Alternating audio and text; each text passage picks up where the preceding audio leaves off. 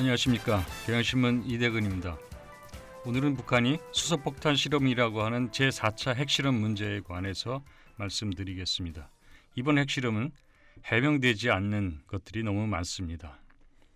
그동안 북한은 4차에 걸쳐서 핵실험을 했습니다.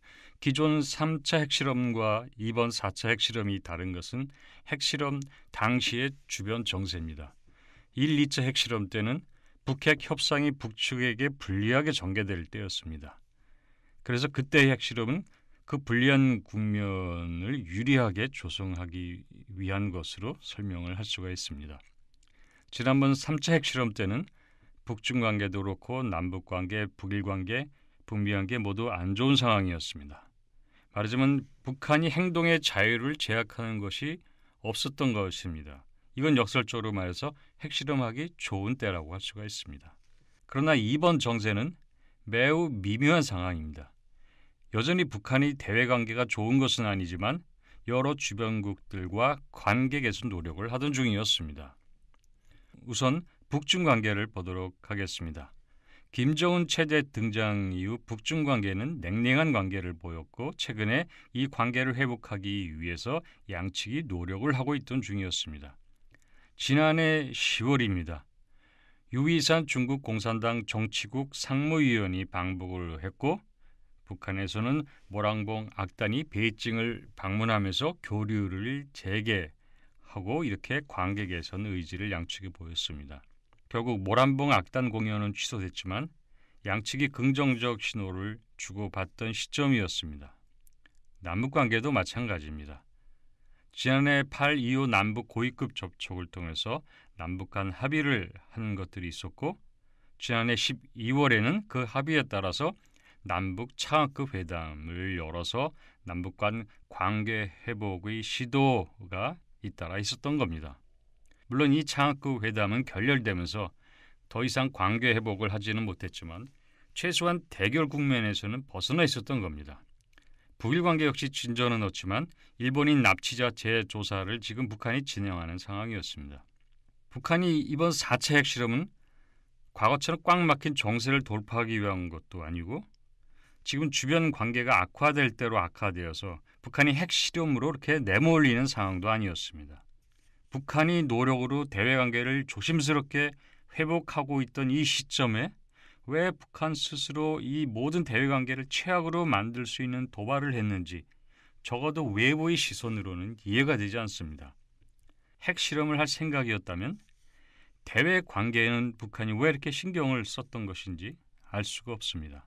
물론 김정은 시대에 있었던 도발들도 역시 이해할 수 없는 경우는 많았습니다. 그러나 그때는 무엇을 겨냥한 것인지 외부 세계가 이해할 수 있는 정도의 신호는 김정일이 보냈습니다. 그런데 김정은은 비합리적이라고 할 수밖에 없는 혼란스러운 신호를 계속 보내고 있습니다. 물론 김정일 시대에는 김정일 스타일의 외부 세계가 이제 많이 익숙해져서 그런 것일 수 있습니다. 반면에 김정은 시대는 너무 짧아서 김정은 스타일이 어떤 건지 외부 세계에서 파악하지도 못하고 익숙하지도 않아서 그런 것일 수도 있습니다. 그러나 김정은이 이런 식으로 계속하면 외부 세계가 김정은 통치 기간이 길어진다고 해도 잘 적응하고 익숙해지기는 어려울 것 같습니다.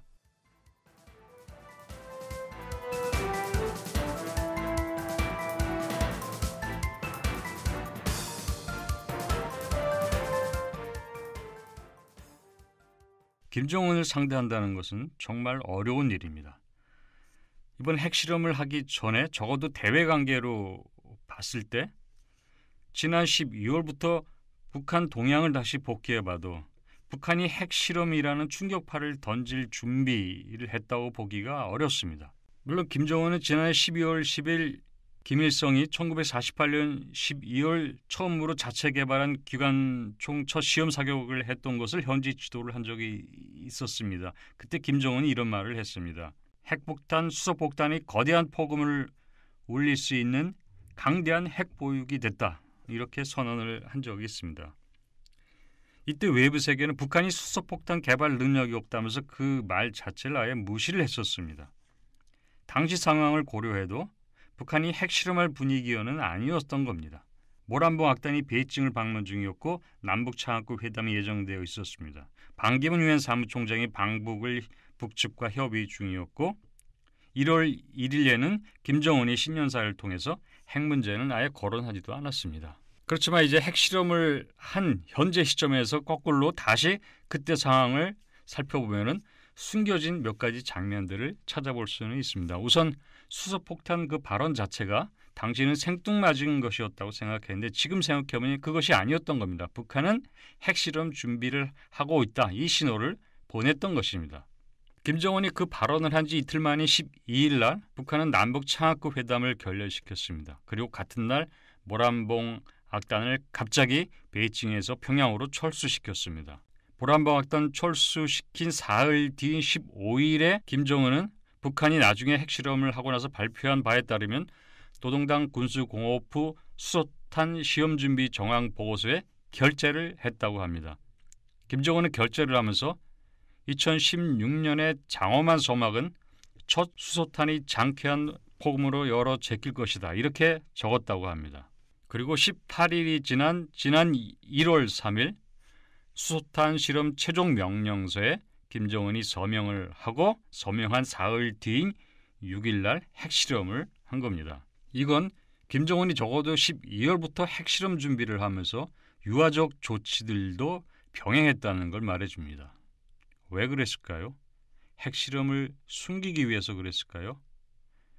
1, 2, 3차 핵실험까지는 공개적으로 했는데 왜 이번에는 숨기려고 했을까요?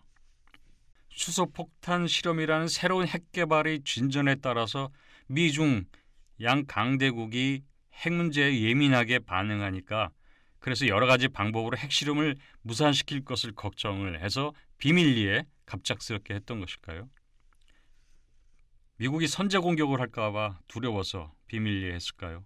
북한은 핵실험을 한 뒤 공화국 성명에서 이례적으로 이런 내용을 발표를 했습니다. 북한은 먼저 핵무기를 사용하지 않을 것이며 어떤 경우에도 관련 수단과 기술을 이전한 일이 없을 것이다. 이렇게 천명을 했습니다.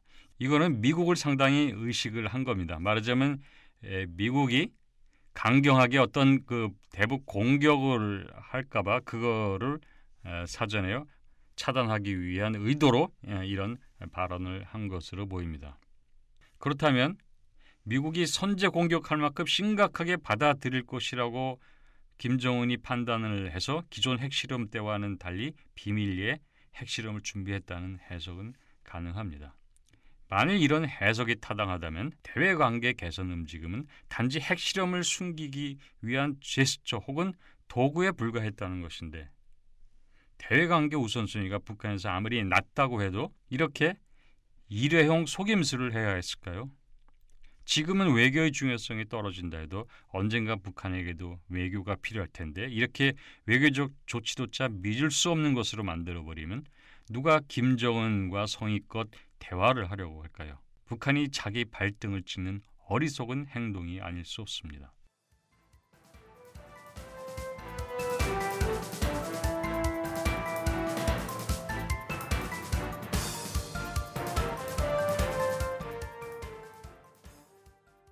이번 북한의 4차 핵실험으로 최대 피해자가 된 당사자는 바로 중국입니다. 첫째, 중국의 국익이 침해된 겁니다. 자, 중국과 국경을 맞대고 있는 이웃국가 북한에서 핵실험을 했다는 것 그 자체가 중국을 불편하게 만드는 요인이 되는 겁니다. 중국은 주변 안정을 외교정책의 최우선으로 삼고 있습니다. 그런데 북한이 가장 불안한 행위를 바로 중국 옆에서 중국의 국익을 해치는 그런 일을 한 겁니다. 게다가 북한이 중국의 통제 밖에서 마음대로 일을 저질렀다. 이걸 또 국제적으로 확인시켜 주기도 한 겁니다. 두 번째로 대북 제재가 본격화될 텐데 이거는 중국에게도 부정적인 영향을 미치게 됩니다. 우선 유엔이 대북 제재에 나서게 될 것이고 미국과 일본은 또 각각 독자적인 대북 제재를 하겠다는 그런 움직임을 보이고 있습니다. 북한에 대한 직접 제재뿐만 아니라 이번에는 북한과 거래하는 제3자도 제재하는 방안이 거론이 되고 있습니다. 당연히 북한과 거래하는 제3자에는 중국 기업들이 대부분입니다. 자, 북한을 제재하기 위해서 이제는 중국이 제재를 당하는 일이 생기게 됐던 겁니다. 중국의 세 번째 피해는 고고도 미사일 방어체제 한반도 배치론이 다시 고개를 드는 겁니다. 북한이 도발로 벌써 미국 조하에서는 중국이 예민하게 생각하는 사드 한반도 배치론이 고개를 들고 있습니다. 미국이 이번 계기로 사드를 한반도에 배치하겠다 이렇게 압력을 가하게 되면 한국 정부도 기존의 모호한 입장을 유지하기가 곤란해질 수가 있습니다. 이 경우 한미 간의 한반도 사드 배치로 키울 수도 있습니다. 이렇게 되면은 북핵 실험이 결과적으로 사드 배치를 불러와서 사드를 통해서 중국을 겨누는 창이 되는 이런 결과를 낳을 수가 있게 되는 겁니다. 중국에 불리해지는 상황 또 다른 것은 한미일 삼각 협력 체제의 구축입니다. 그동안 아베 정권이 과거사 인식 문제로 동북아에서 한중 관계는 밀착해왔고 한일 관계는 갈등해왔습니다. 또 중일도 갈등 구도 속에서 상대적으로 중국이 이 동북아 갈등 구도에서 유리한 위치를 점하고 있었습니다. 자, 그런데 이제는 4차 핵실험으로 한일 간 안보 협력을 명분으로 해서 다시 한일 관계가 개선되고 협력을 강화하는 쪽으로 가고 있습니다. 상대적으로 한중 관계는 북핵 문제를 다루는 태도를 둘러싸고 관계가 불편해질 수도 있습니다. 또 미국 주도로 한미일 삼각 협력 체제를 구축하고 강화하게 되면 이 삼각 협력 체제는 곧 중국이 동북아에서 불리한 구도에 놓이게 된다는 것을 의미하기도 합니다. 자, 이번 북한의 4차 핵실험으로 미국은 아시아 재균형 정책을 강화하게 될 것입니다. 아시아 재균형 정책은 미국이 중국을 견제하는 정책인데 북핵 문제로 인해서 중국이 이 정책의 정당성을 다시 확인하고 더욱 강화할 수가 있습니다.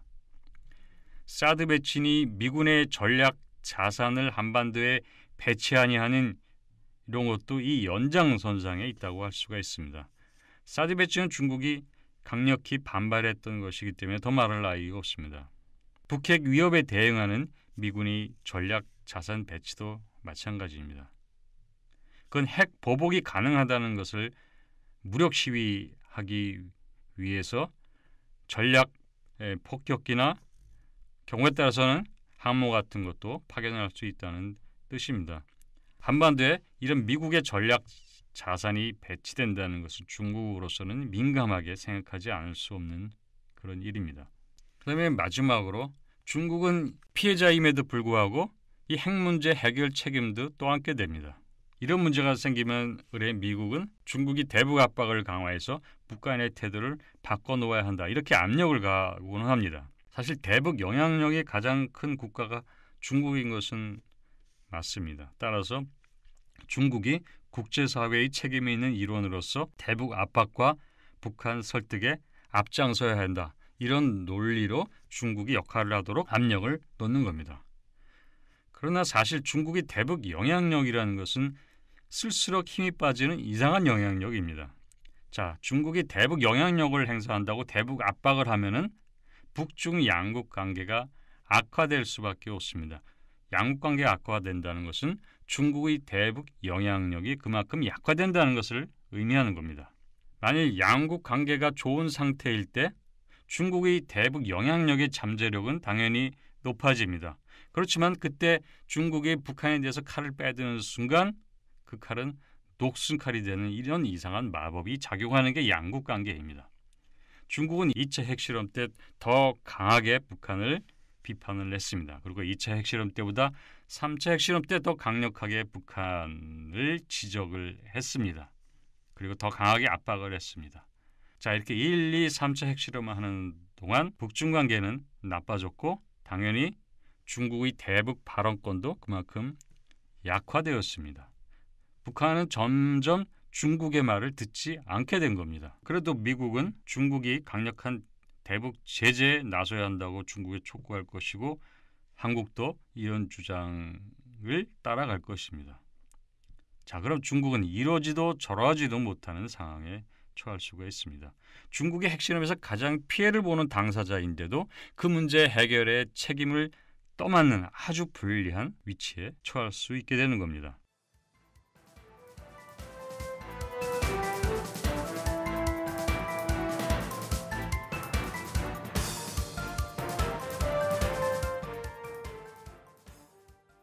자, 이번 북한이 4차 핵실험 문제에 대해서 박근혜 정부에게는 책임이 없을까요? 우선 북핵 문제는 매우 까다로운 현안이고 또 김정은이란 인물은 예측 불허입니다. 따라서 박근혜 정부가 김정은의 북핵 문제에서 성과를 낸다는 것은 쉬운 일이 아닙니다. 북핵 문제에 진전이 없다고 일방적으로 박근혜 정부를 비판한다면 박 대통령은 아마 억울할 것입니다. 사실 북핵 문제를 관리하는 것 자체도 쉬운 일이 아닙니다. 자, 그렇기 때문에 북핵 문제를 평가할 때 북핵 문제가 얼마나 진척됐는가 이걸 기준으로 하기보다는 북핵 상황이 더 악화되지 않도록 얼마나 적극적으로 대처하는가 이렇게 보는 게 조금 더 합리적인 것 같습니다.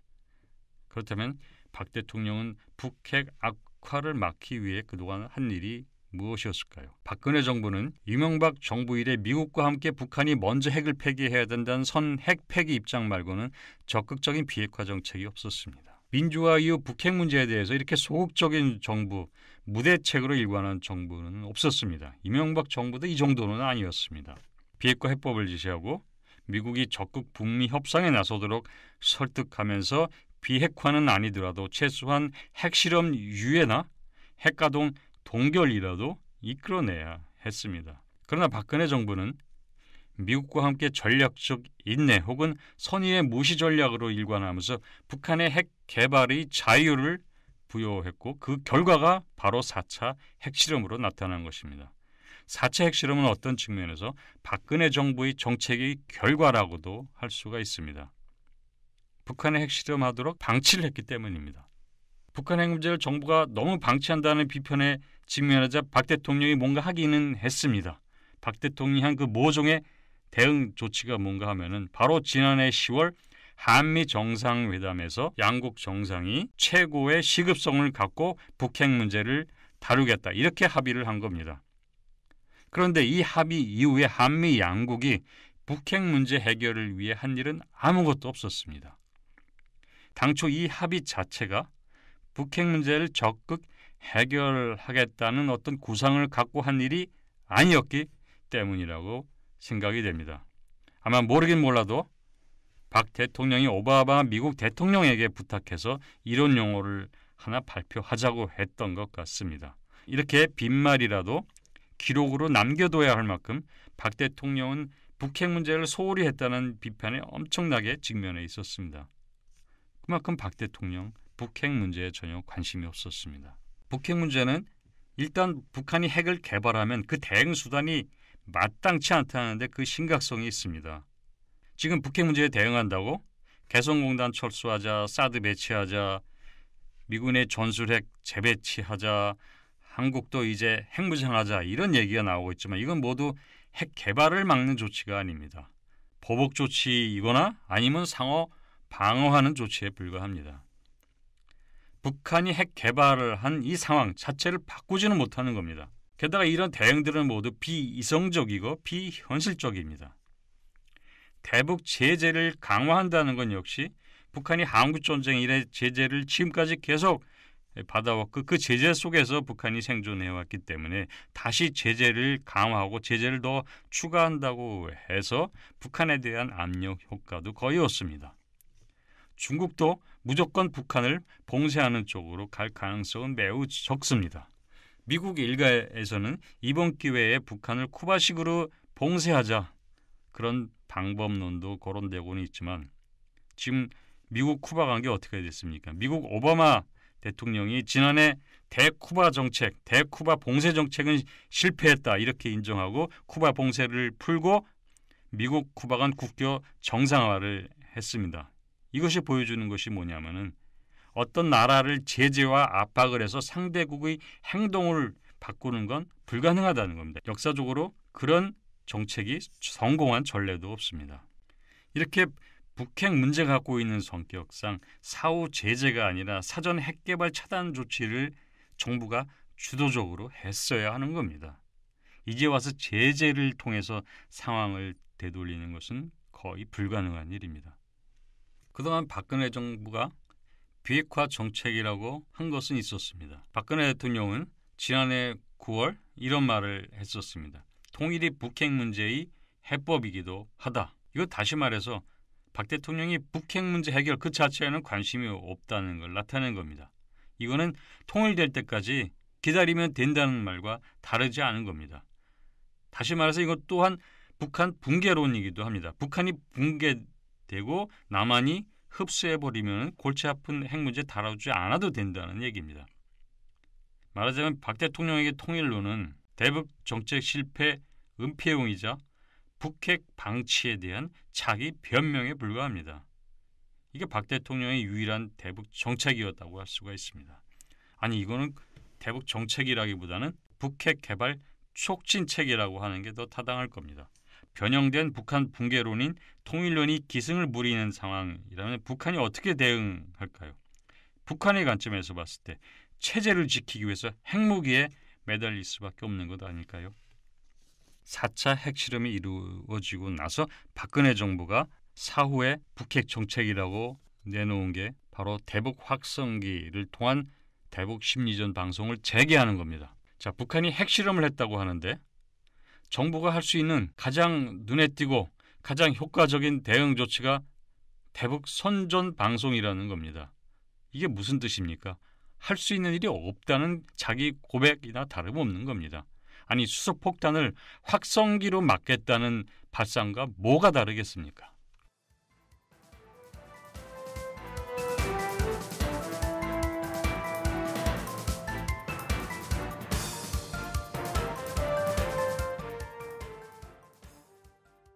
지금 박근혜 정부는 호미로 막을 일을 가래로 막고 있습니다. 미국은 북한이 대륙간 탄도미사일 실험에 성공하고 핵 탄두 소형화에도 성공해서 미 대륙이 북한 핵 위협에 놓일 때까지 이렇게 계속 기다리고 손 놓으려고 하는 것일까요? 자, 미국은 그렇다 해도 한국은 당면한 심각한 위협이라고 하면서도 왜 박근혜 정부는 그토록 북핵 문제에 무관심했었는지 이해할 수가 없습니다. 당초 북한은 북핵 개발을 협상용으로도 쓸 생각을 했었을 것입니다. 자, 그러나 한국과 미국이 제값을 쳐주지 않자 이제 핵 개발로 곧장 나아가기로 한 것으로 보입니다. 자, 이런 상태에서 협상을 하려면 북한 핵무기 폐기하는 값이 비용이 매우 비싸지게 된 겁니다. 북한은 지금 자신이 핵 보유국이라면서 핵 보유국 인정을 요구하고 있습니다. 이제 앞으로 협상한다면 그건 핵 폐기 협상이 아니라 당당하게 핵국가 대 핵국가로서 북미 간의 핵 군축 협상을 하자 이렇게 나서고 있습니다. 자, 잠수함 발사 탄도미사일 실험도 작년 5월, 11월, 12월 이미 3차례나 했습니다. 아직 성공하지는 않았지만 북한은 꾸준히 새로운 형태의 핵 운반수단 개발을 계속하고 있습니다. 잠수함 발사 탄도미사일 실험은 외부에서 탐지가 안 되게 핵미사일을 몰래 발사할 수 있는 능력을 갖추기 위한 것입니다. 왜 이 능력을 갖추려고 하냐면 2차 공격력을 확보하려는 겁니다. 북한이 1차 공격을 외부로부터 당한다 해도 살아남아서 남아있는 핵무기로 상대를 공격함으로써 더 외부로부터 핵 공격을 하지 못하도록 억제하는 그런 효과를 내기 위한 것입니다. 말하자면 2차 공격력을 갖춘다는 것은 북한이 명실상부한 억지력을 행사하게 된다는 겁니다. 북한을 외부 세계가 군사적으로 압박하는 게 불가능하게 된다는 걸 의미하는 겁니다. 자, 그때도 북한 비핵화가 가능할까요? 그때 비핵화하려고 한다면 아마 한국과 미국은 엄청난 대가를 지불해야 할 겁니다. 한국 정부 그리고 미국 정부 지금 앉아서 그때가 오기를 기다리고 있는 겁니까? 이대근이었습니다.